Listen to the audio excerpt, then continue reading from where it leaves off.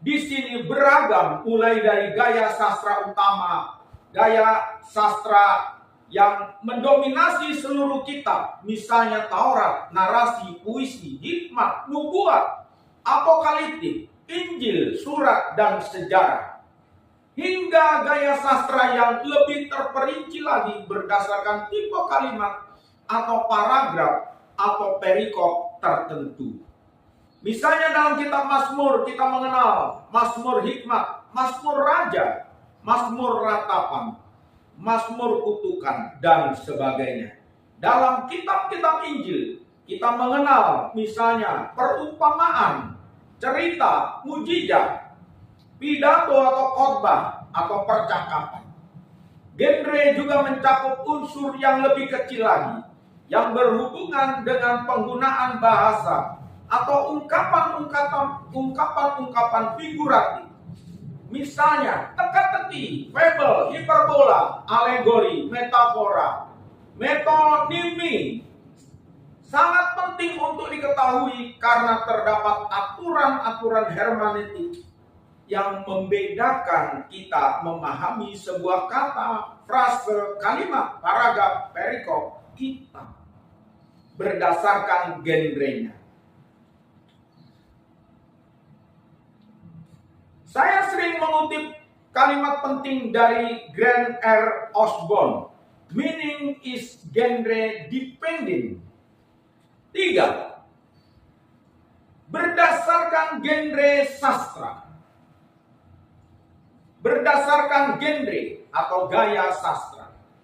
Gaya sastra di sini beragam, mulai dari gaya sastra utama, yakni gaya sastra yang mendominasi sebuah kitab, misalnya Taurat, narasi, puisi, hikmat, nubuat, apokaliptik, Injil, surat, dan sejarah.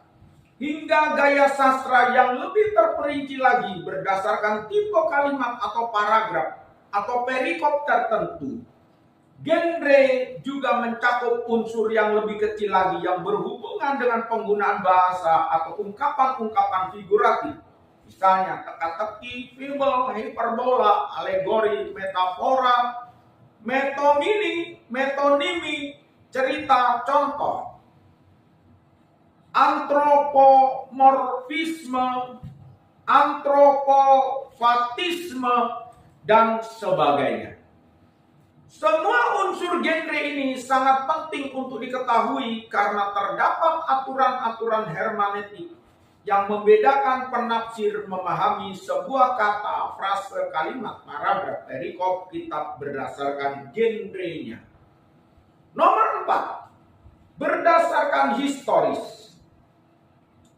Untuk mengamati dua hal utama, yaitu sejarah di dalam teks dan sejarah dari teks. Yang pertama berbicara tentang kandungan-kandungan histori yang muncul dalam sejarah teks. Yang kedua berbicara tentang sejarah teks, ada di sekitar teks, serta yang ikut memberi sumbangsih terhadap pembentukan sebuah kitab. Sejarah dalam teks merupakan sumber yang menjadi pedoman yang mengetahui kapan dan di mana peristiwa tersebut terjadi. Sehingga pembaca mengetahui sebab dan masalah yang sedang terjadi pada saat peristiwa sedang berlangsung. Dalam hal ini penulis berusaha untuk mendorong pembaca ingin mencari tahu sumber dari beberapa tokoh yang terlibat dalam peristiwa tersebut. Kesimpulan, keterbukaan untuk memanfaatkan berbagai aspek positif dari beragam metode penafsiran modern. Metode gramatikal historis, gramatiko, merupakan metode standar di kalangan Injili dan Reform.